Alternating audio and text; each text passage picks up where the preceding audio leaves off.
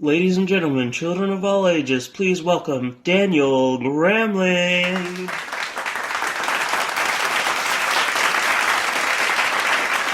Well, hello, my name is Daniel Gramling. I grew up in Marietta, and one thing that I love particularly is music. I mean, even while I was preparing for this speech, I was just listening to music. Now, the only thing more bipolar than me is my taste in music. And don't you be forgetting that. Oh, sorry. I didn't mean to go off there. But basically, I was just realizing how bipolar my music taste was when I was listening to chill rap while writing this speech, and then boom, I was listening to Got to Be There by Cheryl Lynn, which was made in 1978 and was 70s dance music.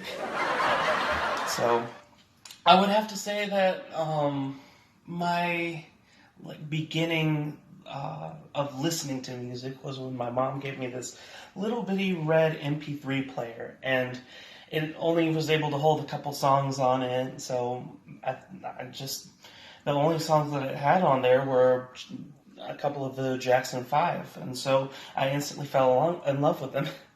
Come to think of it, now that I'm a little bit older, my tiny brain probably thought that the Jackson 5 was just like how many songs that they ever produced. They had 5 songs, because that's how much the MP3 could fit. No? Okay, alright. Dumb joke. But basically, I would have to say that music has become an artifact, and this project has defined artifact as, quote, cultural artifact relates to language, values, traditions, dress, and music. So I chose to write about music. Music in my everyday life, it helps me get pumped up, it helps me cope when I'm sad, but the most important thing it does in my life is it helps me worship the Lord, which I think is probably the most important way that I use music day to day. What I hope to get from this class is I hope to improve my comfortability making speeches. I'm not the best at making speeches. I'm definitely not the worst, though, so there's that. I would have to say, now this might be cheating a little bit, but I would say my favorite speech writer is William Shakespeare.